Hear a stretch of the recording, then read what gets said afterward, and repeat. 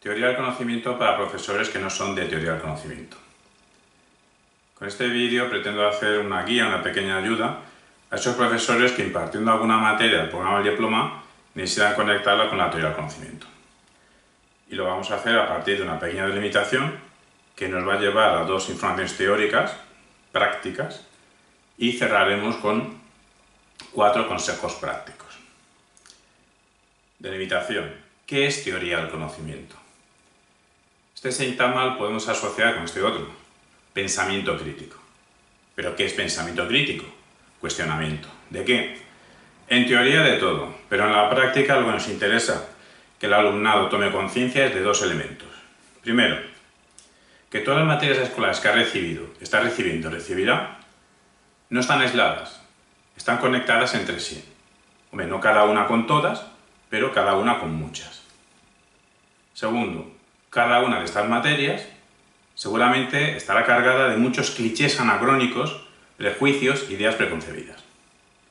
En base a esto nos vamos a la primera información teórico-práctica. Entrelazamiento. Lo que tiene que hacer el profesor que quiera ayudar a sus alumnos a pensar de forma crítica es conectar, entrelazar su propia materia con otras materias. Esto se puede hacer de forma fácil, que sería conectar en consonancia. Por ejemplo, las matemáticas con la física, conectar 2 elementos, 2 materias que supuestamente tienen una fácil conexión. Hombre, aquí el reto estará en conectar con lo disonante, con esas materias con las que aparentemente cuesta ver qué conexión habría. Por ejemplo, para nosotros es un cliché que sobre literatura no se puede hacer ciencia, no se puede hacer teoría científica. Pues entonces, una conexión posible sería la de la teoría de literatura con la física, si comparten procedimientos teóricos similares. También debe conectar el profesor su propia materia con las formas de conocer. Formas de conocer son elementos como la razón, la percepción, el lenguaje, los estados afectivos, emociones, sentimientos y el cuerpo entero. Aquí lo mismo, se puede ir a lo fácil, a lo que hay en consonancia, supuesta consonancia. Si preguntamos cómo asociamos, con qué elementos asociamos las matemáticas de estos que hemos nombrado, la mayoría de la gente lo primero que se viene a la cabeza es la razón. Si pedimos conectar el arte o la literatura con algunos de estos elementos, el primero que le viene a mucha gente a la cabeza son las emociones, los sentimientos. Bueno, son conexiones posibles, pero el reto está en invertir. Por ejemplo, ¿qué conexión tienen las matemáticas con las emociones? ¿Y qué conexión tendría el arte con la razón? Así a lo mejor se ve que los matemáticos de cualquier época, pero por ejemplo del siglo XX, que tenemos mayores datos biográficos, pues no son precisamente máquinas frías de calcular. Son individuos bastante pasionales dentro de su curiosidad intelectual, que algunos elementos llega casi hasta la locura, ¿no? Y, por ejemplo, si estudiamos el arte, vemos que el procedimiento que tienen, las decisiones que toman los artistas son racionales, no son irracionales. El supuesto irracionalismo en el que se ofrece muchas propuestas artísticas, en el fondo es un irracionalismo de diseño, porque dentro hay decisiones racionales. Por ejemplo, fruto de esta atmósfera de entrelazar, pues hubo quien se preguntó qué tenían en común los flujos de capitales económicos con los movimientos de los elementos químicos y físicos.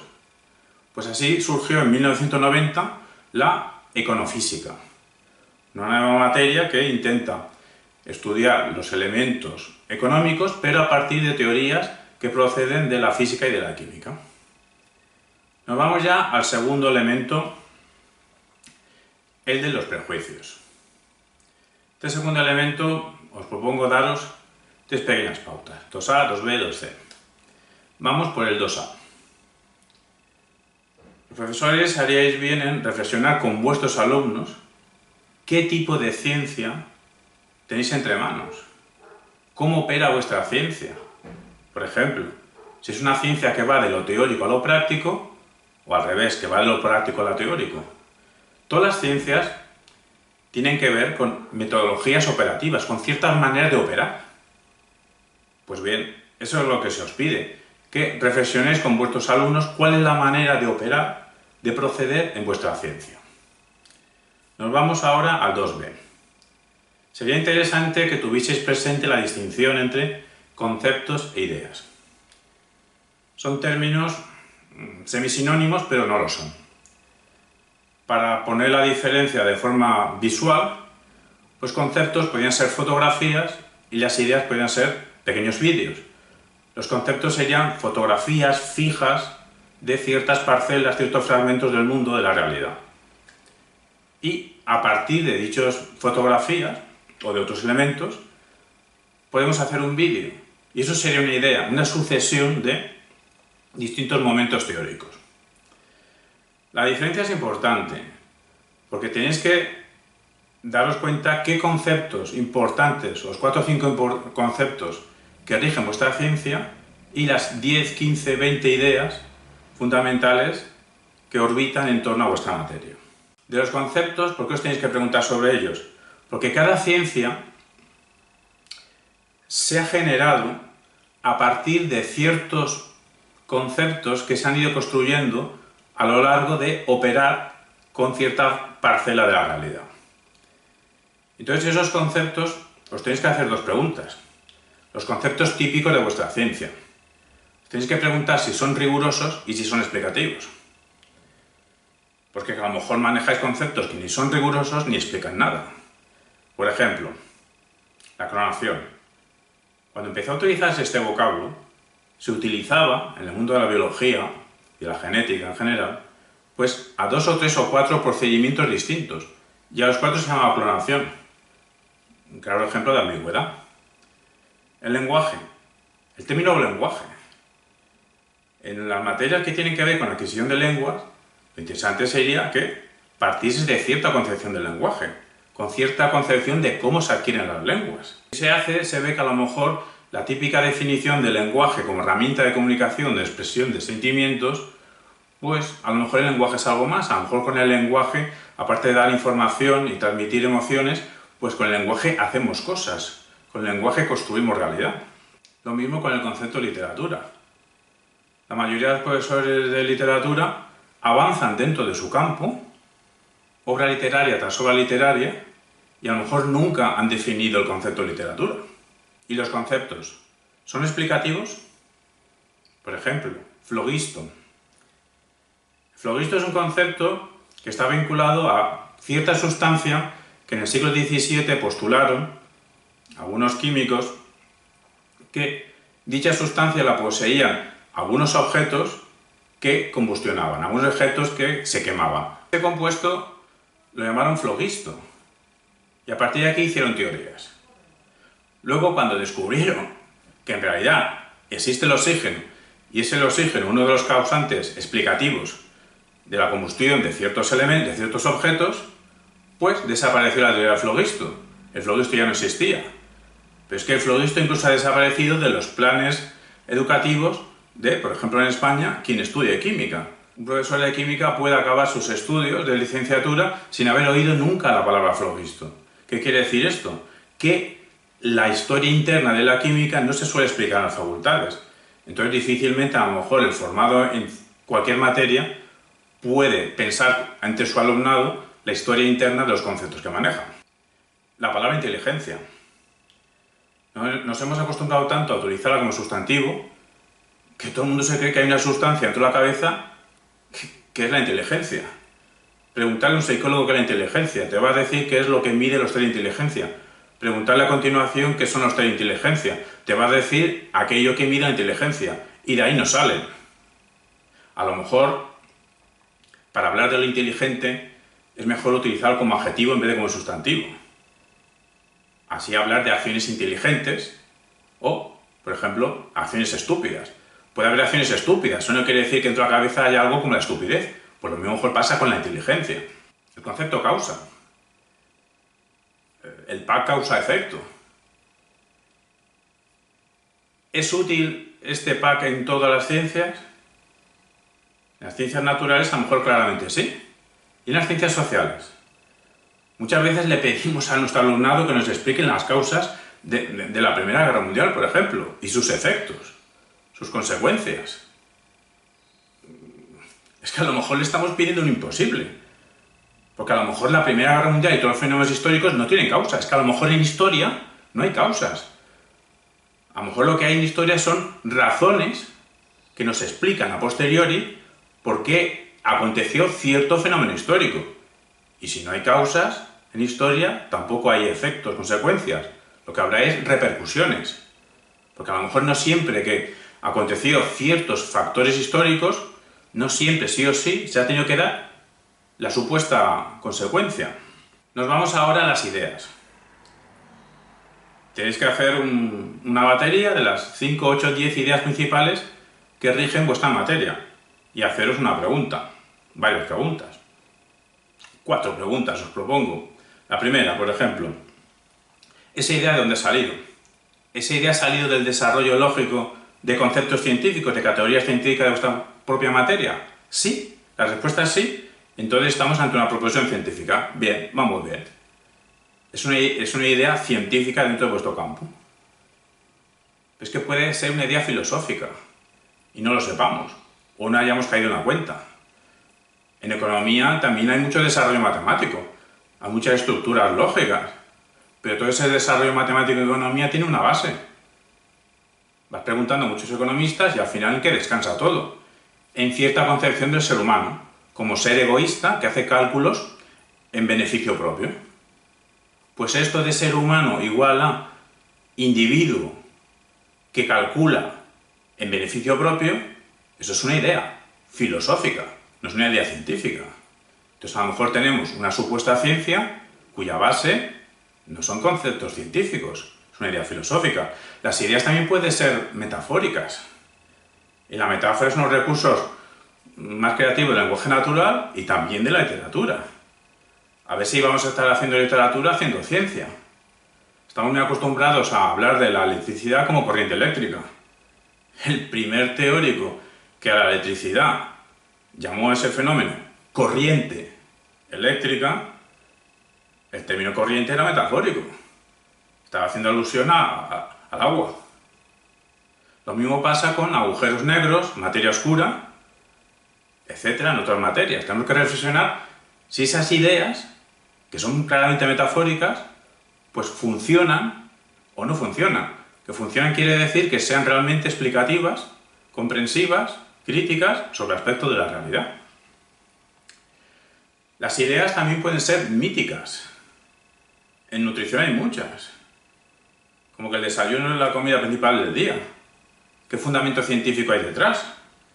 Entonces, en el mundo de lo científico, de lo supuestamente científico, se cuelan muchas imposturas intelectuales, se cuela mucha posverdad, se cuela mucha pseudociencia. Y el problema no es que haya una intersección de que algo sea 100% científico y otras cuestiones, pues no lo sean 100%, sean 90, 80, 70, 50. El problema es que alguna pseudociencia mata. Nos vamos ya a 2C. Acabamos este segundo punto teórico, práctico, con que tengáis en cuenta que hay una diferencia entre el contexto de descubrimiento y el contexto de justificación. La mayoría de los profesores formados en cualquier materia pues han sido entrenados en sus universidades a la hora de dar explicación de las pruebas racionales, de las demostraciones, de los teoremas, teorías, conceptos, ideas que configuran su materia. Pero como si esas demostraciones hayan caído del cielo y de forma ordenada hayan caído en el índice del libro que manejéis, que manejasteis en la universidad y manejéis ahora delante de vuestros alumnos. Porque es que también existe el contexto de descubrimiento. ¿Y qué tiene que ver? ¿Qué es el contexto de descubrimiento? Pues toda esa atmósfera es el contexto social, ideológico, humano, que atraviesa y envuelve cualquier descubrimiento, nueva teoría científica, cualquier cambio de paradigma. ¿O es que me vais a decir a mí que fue un desarrollo lógico, que exactamente en los años 40 del siglo XX la teoría subatómica fue el momento álgido de su desarrollo? ¿No sería más bien que había una carrera a ver qué potencia mundial llegaba primero a fabricar la bomba atómica y así ganar la Segunda Guerra Mundial. Lo mismo ocurrió a finales de los 50, a principios de los 60 y todos los 60 del 20. Ese fue el momento álgido del desarrollo lógico. Es una concatenación de conceptos científicos y tiene que ver que en los años 60 es cuando más se estudia todo lo que hay que ver con astronomía, con tecnología de lanzamiento de cohetes, etc. ¿O tendrá eso que ver con que había un pique entre la Unión Soviética y Estados Unidos y sabían en el fondo que el primero que conquistase el espacio científicamente conquistaba militarmente la Tierra o tenía mayor capacidad de acción que su potencia rival? Pues ese contexto de descubrimiento, los factores sociales que intervienen a la hora de aparecer una teoría científica, las tenéis que tener en cuenta cada vez que empezáis un nuevo tema. Nos vamos ya a los 4 consejos prácticos. Primero, muy sencillo, al principio del curso, poner en la pizarra, en el centro, vuestra propia materia y alrededor poner el resto de materias que cursan vuestros alumnos. Y también las formas de conocer, razón, percepción, lenguaje, estados afectivos y cuerpo entero. Hacer flechas y hacer grupos en función de tantas agrupaciones hayan salido. Y invitar a vuestros alumnos a que dediquen una clase a preparar qué conexión tiene vuestra materia con la que haya tocado y una siguiente clase los ponen en público y lo comentáis y lo discutís. De esta manera le ahorraréis mucho trabajo, mucho esfuerzo a vuestro compañero de teoría del conocimiento, porque vuestro compañero posiblemente haga algo parecido. A mí no es lo que yo aconsejo a los profesores de teoría del conocimiento. Lo que pasa es que si todas esas relaciones las tiene que hacer el profesor de teoría del conocimiento y a su vez también poner en el centro las formas de conocer, les salen en torno a 9 asociaciones, pero como hay que dejar una clase para preparar y otro para exponerlo, serían 18 sesiones. Se pueden ir 2 meses. Si le facilitáis la tarea a vuestro compañero de teoría del conocimiento, pues le haréis un gran favor. Segundo consejo práctico para hacer también al principio del curso. ¿Para qué sirve vuestra materia? Pero no que se lo expliquéis vosotros a vuestros alumnos. Plantearlo y dedicar una sesión a que vuestros alumnos busquen respuestas de en qué medida es útil vuestra materia y la siguiente clase los pongan. Tercer elemento, debates. En todas las guías de vuestra materia hay unas preguntas, guías, sobre cómo conectar vuestra materia con teoría del conocimiento. La mitad de esas preguntas suelen servir de formularlas en formato debate, de tal manera que haya una proposición, una pregunta, susceptible de ser contestada a favor o en contra, pero que sea equilibrada, que más o menos, que haya igual peso o parecido para defender a favor o en contra. Se pueden hacer muchas preguntas. Por ejemplo, ¿la matemática es una invención o un descubrimiento? ¿Se deben impulsar a nivel mundial un solo idioma? ¿La URSS o cualquier fenómeno, la Revolución Rusa, da igual, cualquier fenómeno histórico, fue positivo para la humanidad? Y en general, una pregunta que sirve para cualquier materia, para la vuestra. Cuanto más sé de la materia X, mejor decido. Aquí la metodología sería igual que la anterior. Se agrupa a la gente, se deja una clase de preparar y en la siguiente clase la gente debate. Y cuarto elemento. El cuarto consejo práctico es, y esto los profesores no lo suelen tener en cuenta, que vuestros alumnos, cuando están en segundo de bachillerato, el segundo curso de teoría del conocimiento del programa del diploma, tienen que elegir una pregunta entre 6 para hacer un ensayo de teoría del conocimiento. Pues bien, si vosotros fueseis conscientes, supieseis qué 6 preguntas, bueno, en realidad, las 6 preguntas, y tuvieseis a lo mejor una lista con la propuesta 1 que algunos la hacen, la 2 que algunos la hacen, así hasta las 6. A lo mejor hay alguna pregunta que no hace nadie. A lo mejor solo tenéis que tener en cuenta 2 o 3 preguntas. Pues si sois conscientes de esas preguntas, a lo mejor cuando estáis planteando el tema X, el que sea, a lo mejor ese tema tiene cierta conexión con una de esas preguntas en las que algunos alumnos vuestros están haciendo un ensayo de teoría del conocimiento. Si supierais la pregunta y supierais qué alumnos son, pues mientras estáis explicando o estáis haciendo que vuestros alumnos trabajen en vuestra propia materia, pues facilitaríais la labor de su ensayo de teoría del conocimiento, pues que le ayudaréis a pensar lo problemático que hay en esa pregunta. Y ya cierro con un macro consejo de que analicéis, conectéis y salgáis de la zona de confort. Porque tened presente que si en vuestras propias materias ha habido supuesto desarrollo científico es porque hubo individuos, hubo equipos que salieron de su zona de confort.